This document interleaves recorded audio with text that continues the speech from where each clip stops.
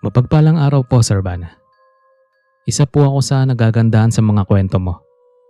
Itago mo na lang po ako sa pangalan na Ariel. Meron po kaming inuupahang lupa para sa pagtatanim namin ng mga gulay. Bakasyon namin noong mga panahon na yon. Tsaka si Papa ay tumigil na rin bilang isang seaman sa lancha kasi nagkasakit siya. Konti lang ang ipon naming pera. Kaya ayon, para lumago ng konti, naghanap kami ng isang lupa na pwedeng upahan. At sa wakas naman ay nakahanap kami. Medyo mura nga lang yung paupa sa amin. Kaya hindi na pinakawalan yun ni Papa. Doon na rin kami nagtayo ng maliit na bahay. Yun bang kakasya kaming apat. Mahilig din kasi si Mama na maghalaman at magtinda ng mga gulay. Medyo masukal lang yung lupa na naupahan namin. Kaya kailangan pang magsuhol ng tao para malinisan ng maayos. Naging madali naman yung trabaho at lumipas ang ilang mga araw na taniman na namin yung lupa. Tanda ko pa noon habang nasa tindahan ako. May narinig akong dalawang babae ang nag-uusap tungkol sa lupa na inupahan namin. Dinig kong sabi ng babaeng maitim ang labi. Sigurado daw na matataba ang pananim namin tsaka ang bunga. Kasi raw dating sementeryo yon. Kaya kahit anong mangyari ay hindi raw sila bibili. Hindi naman ako kaagad naniwala. Kasi baka naiinggit lang sila sa amin. Wala rin kasing naikwento sa amin yung may-ari ng lupa. Sinabi ko yung mga narinig ko sa magulang ko. Kaya nung umaga pa lang pumunta kami sa bahay ng may-ari. Ang kaso sabi ng bantay sa bahay wala daw doon. Nasa bakasyon at medyo matagal pang uwi. Tinanong na lang namin yung bantay. Baka kasi may alam siya sa lupa. Pero ang sagot niya sa amin ay huwag nang pansinin ng mga naririnig. Kasi doon daw sa lugar na yon, uso daw ang inggit sa kapwa. Gagawa ng ikakasira ng hanap buhay ng iba. Napanatag naman kami dahil sa sagot ng lalaki. Kinagabihan, papatulog na sana ako noon. Mga bandang 9:00 ng gabi. Napatingin ako sa may bintana kasi may nakikita akong mga tao doon mismo sa taniman. Sa tansya ko ay nasa 5 sila. Hindi ko rin makita ang mukha kasi medyo madilim. Tanging liwanag lang ng buwan ang ilaw sa labas. Sir Van, pabalik-balik sa paglakad yung mga tao. Tsaka halos nakasuot sila ng kulay puti. Hindi ko na rin ginising pa si Papa kasi masarap na ang tulog niya. Kaya ako na lang yung lumabas sa bahay. Habang papalapit ako sa kinaroroonan ng mga tao, yung paningin ko ay parang lumalayo sila. Medyo natakot ako nun kasi nakalayo na pala ako sa bahay. Tapos kinikilabutan na rin ako ng mga oras na yon. Yung mga balahibo ko nagsisitayuan na. Mas dumoble yung takot ko nung may narinig akong tumatawag sa akin ng hoy. Tapos may sumisit-sit din. Dahil sa kaba at takot ko, nagtatakbo ako pauwi. Kinabukasan nun, medyo nanginginig pa rin ako kasi hindi mawala sa isip ko yung nangyari. Tapos nakita ako ni Papa na nakatulala kaya tinanong niya ako kung ano daw ang problema. Tsaka ang lalim ng iniisip ko. Sinabi ko sa kanya yung nakita ko, Sir Van. Pero pinagalitan niya ako kasi nga raw bakit hindi ko siya ginising.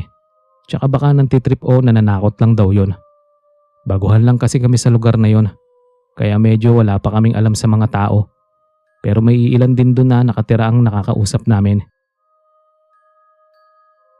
Sumunod na gabi, nahuli akong matulog. Mga 11 PM na yon. Nang may mapansin ulit ako sa taniman, hindi na malayo sa bahay. Ginising ko si Papa noon at itinuro yung nakikita. Pero nagtaka si Papa kasi wala naman daw siyang makita na tao sa taniman. Tumingin ulit ako sa taniman. Tapos wala na nga ron yung mga tao na nakikita ko. Nung sumunod na gabi ulit, nakarinig ako ng mga bulungan. Para bang nasa labas lang sila ng bahay. Hindi ako mapakali ng mga oras na yon. Kaya sumilip ako sa bintana. Natakot ako nung makita ko yung mga tao na palagi kong nakikita sa taniman. At ang mas nakakakilabot, nakita kong lumulutang sila. Pero hindi naman yung mataas. Yun bang sakto lang. Basta hindi sumasayad sa lupa yung paa nila. Kinaumagahan nun sinabi ko sa magulang ko yon na may nagmumulto sa taniman. Tsaka baka tama yung mga naririnig namin na kwento tungkol sa lupa. Kahit si mama at papa ay napapaisip kung bakit may nagmumulto sa taniman. Sabi nun ni mama baka dahil daw nalalapit na yung araw ng mga patay kaya may nagpaparamdam. Tsaka bakit hindi raw nila makita yung mga taong nasa taniman. Sabi ko naman sa kanila baka meron akong third eye kaya ganon. Sir Van, gumawa kami ni Papa ng isang maliit na kubo sa gitna ng taniman. Para kung mainit sa araw doon kami tatambay. Meron naman maliit na papag sa loob kung saan pwede tulugan. Kaya nung gabi nagpaiwan ako doon. Gusto ko kasing malaman kung saan lumalabas yung mga multo na yon. Nakakatawa man isipin pero yun ang gusto ko kahit na natatakot ako at kinikilabutan. Tsaka idagdag mo pa yung ilaw sa kubo ay isang kinky na digas. Maaga pa lang nun. Siguro ay mga 7 PM nasa loob na ako sa higaan. Nakahiga at nakikiramdam sa paligid. Ganun na lang ang kabog ng dibdib ko nang makarinig sa labas ng iyak ng bata. Tapos may mga boses na rin akong naririnig. Tapos biglang namatay yung ilaw sa loob. Ilang saglit nun nakaramdam ako ng mga kamay sa katawan ko. Parang may humahaplos, tsaka sobrang lamig nun. Dahil sa hindi ko na kinaya yung takot ko, ay nagtatakbo ako pa uwi sa bahay. Nanginginig ako sa kaba at takot. Kulang na nga lang ay maihi ako sa short ko. Kinabukasan nun, saktong nakauwi na yung may-ari ng lupa.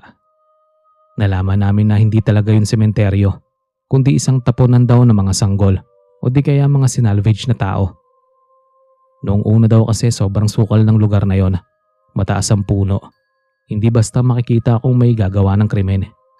Tsaka inamin sa amin ng may-ari na nabili niya lang din daw yung lupa na yon. Dahil sa malaki na rin ang nagastos namin, ay hindi kami umalis doon. Kasi nga malalaki na rin yung tanim namin. At tungkol naman sa mga nagmumulto, nasanay na rin ako sa kanila.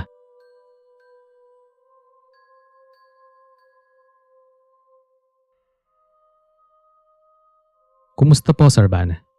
Magandang umaga po sa iyo. Isa po ako sa taga-subaybay mo. Pero ngayon ay isa na akong sender. Taon po ang lumipas pero fresh pa rin sa aking alaala yung nangyari sa akin. Sa isang salon kung saan ay inuupahan ko. Aaminin ko pong isa akong bakla. Kaya tawagin mo na lang po ako sa pangalan na Kimi. Sisimulan ko yung kwento ko kung paano ako naging isang tenant ng salon. Alam ko na sa sarili ko noon na isa akong bakla at matagal kong itinago yun sa papa ko kasi ayaw ni papa na may anak siyang bakla. Kaya sa sobrang takot ko na mabugbog o masaktan, ingat na ingat talaga ako na itago ang totoo kong gender. Ayos naman kay mama yun, Sir Van. Walang problema sa kanya. Pero kasi ako ang panganay sa aming 4 na magkakapatid. Kaya siguro ganun si papa. Mapray din kasi siyang tao. Saka ipinagmamalaki niya ako sa mga katrabaho niya. Hindi nga nagtagal nun nalaman ni Papa yung sikreto ko. Kaya ayon, nakatikim ako ng suntok at pinalayas ako sa bahay. Nakakalungkot yung araw na yun kasi nga kakagraduate ko lang sa college tapos ganun ang nangyari. Nag-away kami ni Papa at dahil sa galit ko rin nasagot ko siya at sinabi na aalis ako at tatalikuran ko siya bilang ama. Dahil itinakwil niya rin akong anak niya. Wala daw siyang anak na bakla, saka salot daw ako sa lipunan.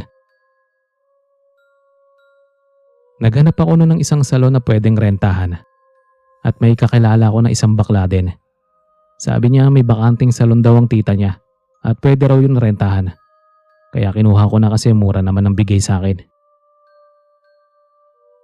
2 buwan yung lumipas noon.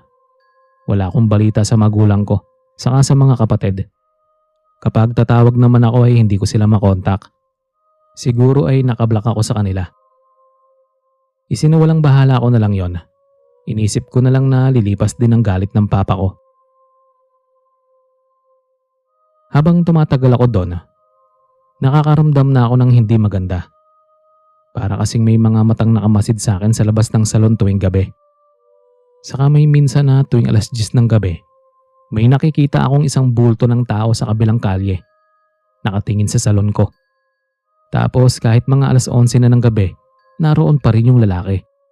At medyo pamilyar siya sa akin, lalo na yung tindig niya. Parang si Papa lang. Nung sumunod na mga araw sa kagabi, pakiramdam ko sa salon parang may kasama ako na nagtatago lang sa dilim. Dahil nakakaramdam ako ng takot, kumuha na ako ng makakasama sa salon. Isang babae. Sakto dahil isa siyang estudyante na kailangan mag-ipon ng pera para sa pasukan. Ginawa ko siyang tagaluto ng pagkain namin saka tagalinis ng salon. May sarili din siyang higaan sa salon ko. Mga linggo ulit yung lumipas. Tanda ko noon mga alas 8 ng gabi pa lang marami akong customer. Tapos nung nag-alas 9 na abala ako sa pag-aayos ng mga gamit. Hanggang sa nakaamoy ako ng mabango na niluluto. Paborito ko pa naman yon. Amoy ng sisig.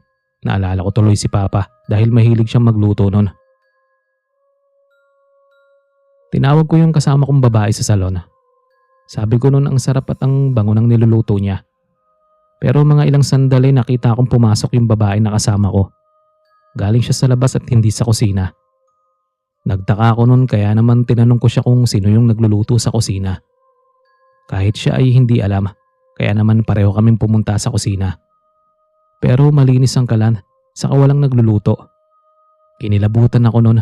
Bakit nakaamoy ako ng sisig dun mismo sa salon? Imposible naman na kapitbahay namin. Ito pa yung nakakatakot na karanasan ko. Pauwi ako noon sa salon galing sa mall. Napahinto ako sa paglalakad kasi nakita ko na naman yung lalaki na palaging nakatingin sa salon ko. Pansin ko rin yung suot niya na barong. Habang papalapit ako noon sa kanya, namumukhaan ko yung lalaki. At hindi ako nagkamali. Siya si Papa. Pero ang ipinagtataka ko bigla siyang nawala sa madilim na parte. Tawag ako ng tawag sa pangalan niya. Wala na nga akong pakialam nun kung may makakita sa akin. Pero hindi ko na talaga siya nakita pa. Isang araw. Araw nung linggo yun mag-isa lang ako sa salon. Wala yung kasama ko kasi umuwi muna sa kanila. Habang nasa upuan ako naglilinis ng kuko, biglang namatay yung ilaw. Tapos nagpatay sindi siya. Habang ganun yung ilaw nakita ko sa salamin ng salon, doon mismo sa harapan, may lalaking nakatayo. Nung bumalik yung ilaw wala na ito doon. Kaya naman nagsara na ako saka pumasok sa kwarto ko. Ang kaso lang nung mga alas 12 na, nakarinig ako ng yabag. Tapos mas kinilabutan ako sa narinig na kanta. Yun bang naghahamlang? Katulad ng ginagawa ni Papa sa amin noon. Tapos yung kanta na hinaham katulad din ng kay Papa. Natakot na ako ng mga oras na yon. Parang nagpaparamdam sa akin si Papa. Mga patay lang naman yung gumagawa nun. Hindi ko na muna binigyan ng ibang kahulugan ng mga yon. Kahit nagtatrabaho ako yung isip ko nasa pamilya ko. Wala na akong balita na kahit ano sa kanila kasi nasa kabilang bayan ako. Hanggang sa gabi-gabi na akong nananaginip. Saka nakakakita ng imahe ni Papa. Hindi na maganda ang kutob ko. Kaya nung kinabukasan umuwi ako sa amin. At doon ko nga nalaman na wala na si Papa. Kwento ni Mama sa akin. Nung umalis daw ako sa bahay mga 3 araw ang nakalipas. Nagkasakit si Papa hanggang sa binawian ng buhay. Sabi pa ni Mama gusto raw akong makausap ni Papa pero hindi nila ako mahanap. Pangalan ko ang binabanggit niya kahit nahihirapan sa paghinga. Kaya naman pumunta ako nun sa sementeryo. Humingi ako ng sorry sa Papa ko. Nagsisi din ako sa nagawa ko. Tapos naramdaman ko na parang may yumakap sa akin na malamig. Sa tingin ko si Papa yon. Kaya nung bumalik ako sa salon, hindi na ako natakot. Kasi alam kong si Papa yon, binabantayan niya ako.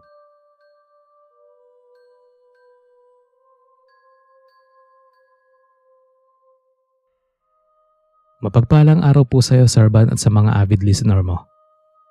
Katulad ng iba ay gusto ko din makapagbahagi ng kwento sa lahat. Ako nga po pala si Zaldi. Ang kwentong gusto kong i-share sa inyo ay naging karanasan ko nung nangungupahan ako. At ako na rin yung naging katiwalan ng may-ari kasi ako ang pinakaunang taong nangupahan doon. Masasabi kong maganda yung aura ng paupahan. May mga bulaklak kasi ang nasa paligid. Mabait sa akin ang may-ari ng bahay. Hindi ko rin alam kung bakit ganon sila sa akin. Pamilya na ang turing nila kahit hindi kami magkadugo. Ako naman bilang pasasalamat sa kabutihan nila, ginagawa ko ang lahat para masuklian ang mga tulong nila sa akin. Buong akala ko noon ako talaga ang nauna sa paupahan na yon. Pero nung nakausap ko yung panganay na anak ng may-ari, nabanggit nito sa akin na may isang taong nauna doon na mangupahan. Pero sa kasamaang palad binawian ito ng buhay. Pangalanan na lang natin siyang Mang Bert. Sobrang sipag daw noon. Walang oras na hindi nagtatrabaho. Si Mang Bert din daw ang nakapagpaganda ng mga bulaklak. Tsaka kapag nakikita nitong matataas na yung mga damo, ay agad nitong tinatabas. Tinanong ko yung anak ng may-ari kung ano ang ikinamatay ni Mang Bert. Sagot niya ay napasma raw. Matapos magbilad sa araw at sobrang pagod, naligo daw ito ng malamig na tubig. Tapos nakita na lang daw nila na wala nang buhay si Mang Bert. Sila na rin daw ang nagpalibing kasi wala naman ibang kamag-anak yung lalaki. Kaya simula nun pinayuhan nila ako na huwag magpapagod. Baka matulad daw ako kay Mang Bert. Kinagabihan, medyo masama ang panahon. Nagkaproblema ako sa tinutulugan ko kasi may butas yung yero. Para hindi bumaha sa loob ng kwarto, ang ginawa ko sinahod ko yung balde. Pero nung mga alas 10 na ng gabi, nung tumigil na yung ulan, may narinig naman ako sa taas ng yero na mga yabag. Tapos gumagawa yun ng ingay. Nagtaka ako nun, bakit may tao pa sa itaas ng bubungan at ano ang ginagawa doon? Narinig ko na lang ulit na papalayo na yung mga yabag. Natulog na ako nun at binaliwala yung narinig. Mga alas 5 ng umaga nagising na ako. Habang nagkakape ako sa labas ng kwarto may napansin ako na isang matandang lalaki. Nagdidilig siya ng mga halaman tsaka inaayos yung mga bulaklak. Pero nagtaka naman ako kasi nakasuot siya ng barong habang nagdidilig. Sa isip ko noon inunahan ako ng matanda sa gawain ko. Kaya dali-dali kong inubos yung kape tapos pinuntahan yung matanda. Pero nung nasa mga halaman na ako kung saan ko nakita yung matanda, nawala na ito doon. Naglibot ako sa buong paupahan pero hindi ko na makita yung matanda. Bumalik ulit ako sa mga bulaklak. Doon ko lang din napansin na hindi basa yung lupa. Sumakit nga yung ulo ko kakaisip sa mga nangyari. Sumunod na mga madaling araw, nagising ako kasi nakarinig ako ng nagwawalis sa labas. Pagtingin ko sa orasan alas 4 pa lang. Balot na balot pa ako ng kumot noon kasi sobrang lamig. Sa urban hinanap ko yung nagwawalis. Hanggang sa nakita ko ulit yung matanda na nakabarong. Mula sa kinatatayuan ko ay tinawag ko yung matanda. Pero para itong bingi dahil hindi man lang ako nililingon. Tapos patuloy siya sa pagwawalis. Dahil sa inis ko noon kumuha ako ng maliit na bato at akma na sanang babatuhin yung matanda para makuha ang atensyon niya. Pero bigla naman itong nawala. Kinilabutan ako nung mga oras na yon, Sir Van. Kasi para siyang bula na nawala agad. Nakaramdam ako ng takot. Tapos nagsitayuan na rin ang mga balahibo ko. Kaya naman nung umaga ay nagtanong ako sa ibang mga nangungupahan doon kung meron bang nakapansin sa matandang lalaki. Pero iisa lang ang sagot nila. Wala daw silang nakikita o napapansin na matanda. Hindi ko naman masabi na namamalikmata lang ako kasi kitang-kita ko talaga. Kaya nung madaling araw ulit, nakita ko yung matanda. May dalang isang malaking gunting, yung pang-trim sa damo. Kinuhanan ko siya ng litrato. Pero nung pinakita ko yun sa mga nangungupahan, sobrang blurred ng picture, samantalang malinaw yung pagkakakuha ko. Mga bandang alauna ng madaling araw bumangon ako sa higaan kasi naiihi ako. Nagulat at natakot ako noon kasi may taong nakasilip sa akin sa maliit na bintana. Tapos yung gripo ng tubig sa likod nakabukas. Naririnig ko kasi yung lagaslas ng tubig. Tapos napatingin naman ako sa pintuan nung makarinig ako ng katok. Yung una ay ayos lang. Pero nung sumunod na katok ay naging sunod-sunod. Nainis na ako noon kaya marahas kong binuksan yung pinto. Pero walang tao. Bumalik na lang ulit ako sa pagtulog, Sir Van. Pero naramdaman kong may tao sa loob ng inuupahan ko. May mga yabag kasi akong narinig, tsaka ubo ng isang matanda. May humihila din sa unan ko pero mahina lang yon. Dahil doon ay hindi na ako nakatulog ng maayos. Nilinis ko na lang yung bakuran. Tapos nagtanim ulit ng panibagong mga bulaklak. Isang araw, mga 5 AM nagising ako. Kukuha na sana ako ng mga gamit panglinis sa isang bodega. Nang makita ko ulit yung matanda. Ang ipinagtataka ko lang ay kung bakit hindi siya nagpapalit ng damit. Palagi siyang nakabarong. Nasa likuran niya ako ng mga oras na yon. Kinalabit ko siya sa balikat. Kaso lang tumagos yung daliri ko. Doon ko napagtanto na hindi siya tao, kundi isang kaluluwa. Nanginig ako sa takot nung humarap siya sa akin at gumiti. Kumaripas talaga ako ng takbo papasok sa kwarto ko. Pero narinig ko pa yung tawa ng matanda. Sinabi ko yun sa may-ari ng bahay. Kahit sila din daw ay nakakarinig ng ingay kapag madaling araw. Buong akala ng araw nila ay ako yun. Tapos sinabi nung may-ari ng bahay na baka si Mang Bert ang nagpaparamdam. Dahil tuwing madaling araw daw ito nagigising at nagsisimula ng trabaho.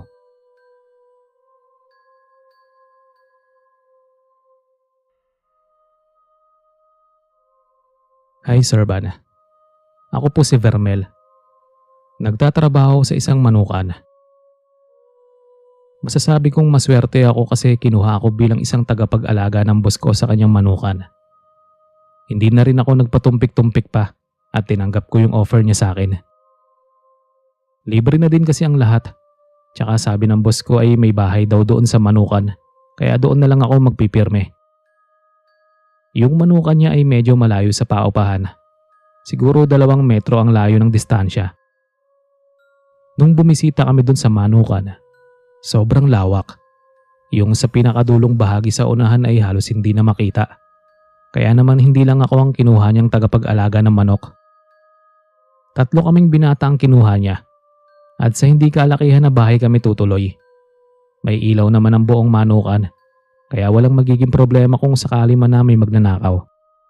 Madali lang makikita. Unang gabi namin dun sa manukan. Bago kami natulog, chinek muna namin ang paligid. Nung maayos naman, saka kami bumalik sa bahay. Nauna nang natulog yung 2 kong kasama, habang ako ay nanatili pang gising. Mga bandang 9:00 nakaramdam ako ng antok, kaya naisipan ko ng matulog. Siguro sa pagkakatanda ko mga 11:00 ng gabi na pabalikwas ako ng bangon. Kasi yung mga manok maingay, para bang nakakita ng kung ano.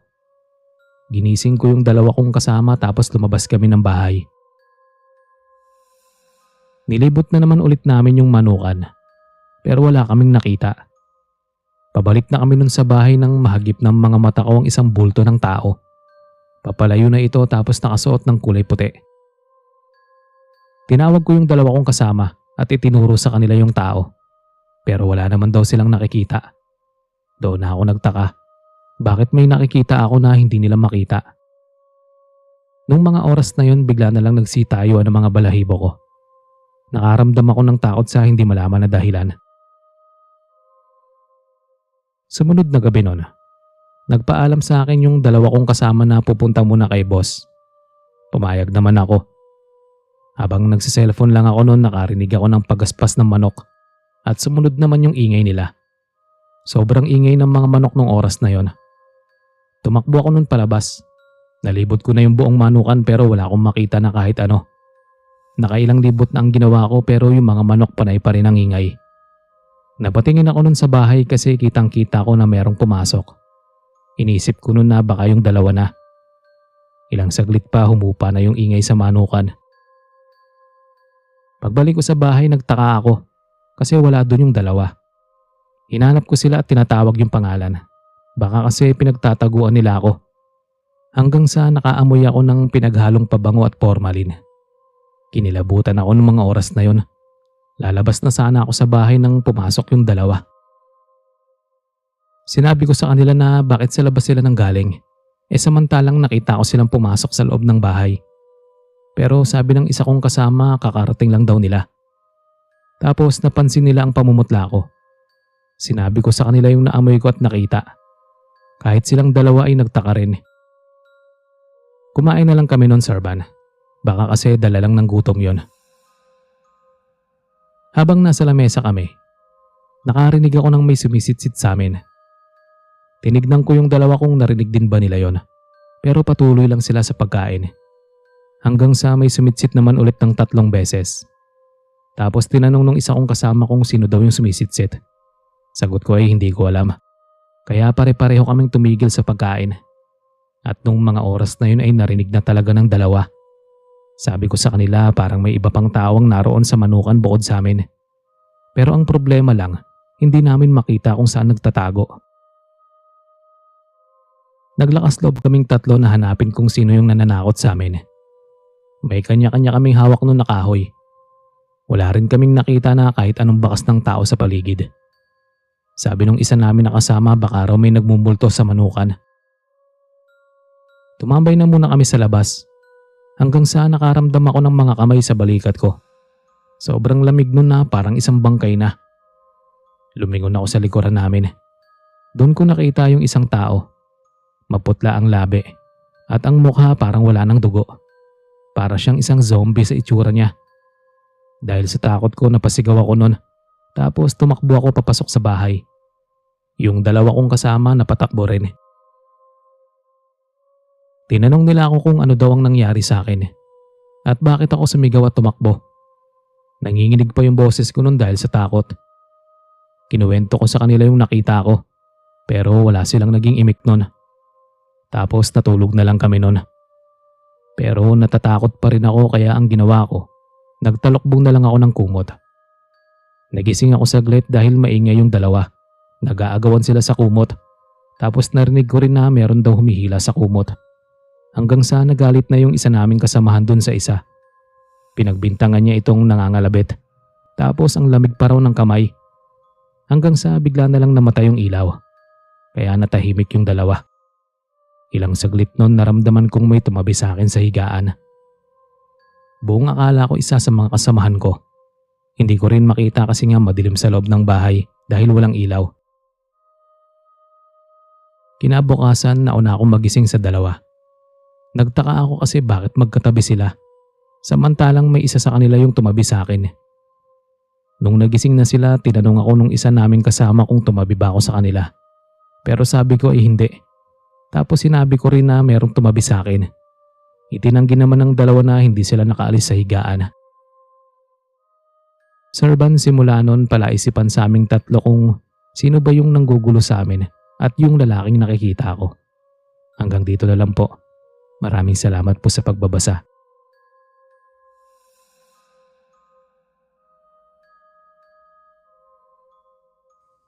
Hello po, Sir Van. Isang magandang araw sa iyo at sa mga taong nakikinig sa channel mo.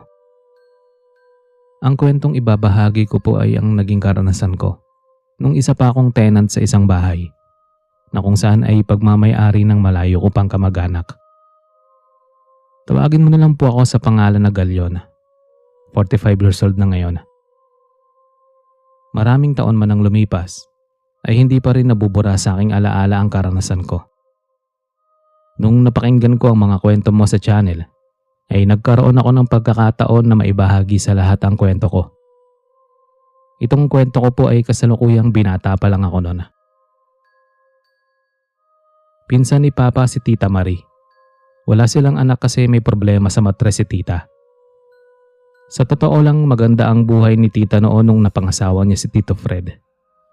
Ayon sa kwento ni Tita sa amin, nag-aalaga lang ang asawa niya ng mga manok na pangsabong sa isang lugar.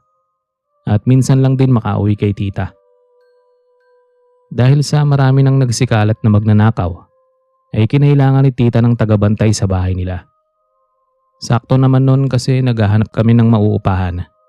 Kaya nung nalaman yun ni Tita, nakiusap siya sa amin na doon na lang muna tumira sa bahay nila at kami na muna ang mag-alaga sa mga ari-arian nila. Magbabakasyon kasi si Tita ng mga panahon na yon kung saan nagtatrabaho ang asawa niya. Dahil sa libre ang lahat, maliban sa pagkain, pumayag na kami noon. Kasi wala namang problema, magbabantay lang kami ng bahay. May dati na rin daw na nagbabantay sa bahay nila tita. Kaso lang medyo malikot ang kamay. Kaya ayon, pinalayas nila. Sobrang namangha ako sa ganda ng bahay na yon. Mula sa labas at loob ay parang bahay ng isang mayaman. Si Papa naman ay agad na nagduda sa asawa ni tita. Sabi niya sa akin, imposible daw na makapagpagawa ng ganong kagandang bahay ang isang tagapag-alaga ng manok. Hinala nun ni Papa ay baka may iba pang trabaho ang asawa ni tita. Sinabi ko na lang sa Papa ko na wag nang pansinin yun. Ang importante doon na kami titira. Buong akala namin sa magandang bahay kami titira. Pero may isang bahay na gawa sa kahoy at kawayan ang nasa likod. Sabi ni tita doon daw kami titira kasi hindi raw pumayag yung asawa niya na may titira sa sarili nilang bahay. Wala namang kaso yun sa amin, Sir Van. Hindi na kami nag-inarte. Saka maganda rin naman yung bahay sa likod. Mukhang presko kapag matutulog. Tuwing gabi ay may ilaw naman yung malaking bahay sa loob. Unang gabi namin doon, nakarinig kami nila Papa ng kalabog sa loob ng malaking bahay. Naglibot pa nga kami noon baka kasi may magnanakaw, pero wala naman. Saka mataas ang bakod at imposible na maakyat yon. Noong bumalik kami sa bahay na tinutuluyan namin, tinanong kami ni Mama kung pumasok daw kami sa loob. Sagot ko naman ay hindi. Pero sabi ni Mama, may nakita daw siyang bulto ng isang tao sa may bintana. Nakita raw niya yung anino sa may kortina. Nagkatinginan kami noon ni Papa at nagtaka sa sinabi ni Mama. Mga bandang 9:00 ng gabi, hindi ako makatulog. Kaya lumabas na muna ako ng kwarto. Naabutan ko si Papa na nagkakape. Mukhang malalim yung iniisip niya. Sabi niya sa akin ay hindi mawala sa isip niya yung sinabi ni Mama. At saka parang may tumutulak daw sa kanya na pasukin yung loob ng bahay. Matapos noon naisipan na namin matulog. Hanggang sa nakarinig ako ng ingay ng kadena doon mismo sa bahay ni na tita. Sa uri ng ingay hinihila yun sa lapag. Tapos may mga yabag din akong naririnig. Yun bang tumatakbo? Kinabukasan, sinabi ko yun kay Papa. Wala daw siyang narinig kasi mahimbing na yung tulog niya. Sinubukan namin tawagan si tita para sabihin yung narinig ko. Pero hindi na siya makontak. Hindi rin kasi sa amin iniwan yung susi ng bahay. Sumunod na gabi habang kumakain kami, sabi ni Mama simula daw nang lumipat kami sa ari-arian nila tita, hindi na maganda ang kutob niya sa malaking bahay. Sinabi na lang ni Papa noon na baka hindi lang sanay si Mama. Kinaumagahan, abala ako noon sa pagdidilig ng halaman. Napunta ako sa may likuran. Napansin ko na merong maliit na bintana. Tapos nakaamoy ako ng nabubulok, parang isang hayop. Nanggagaling dun sa may bintana yung alingasaw. Hindi ko na lang pinansin kasi baka hayop lang. Mga bandang 11:00 ng gabi, binangungot ako, Sir Van. May isang lalaki ang nakakadena sa loob ng bahay nila tita at patay na ito. Malinaw sa akin yung bangungot ko. Dahil sa takot, nagising ako bigla. Uminom ako ng tubig sa kusina hanggang sa napatingin ako sa bahay nila tita. Sir Van, may nakita akong isang anino ng lalaki doon sa may bintana. Naalala ko yung sinabi ni Mama. Bumalik na ako nun sa kwarto at may narinig akong umiiyak saka humihingi ng tulong. Yung boses niya parang naghihingalo na. Nanindig lahat ng balahibo ko at natakot ako.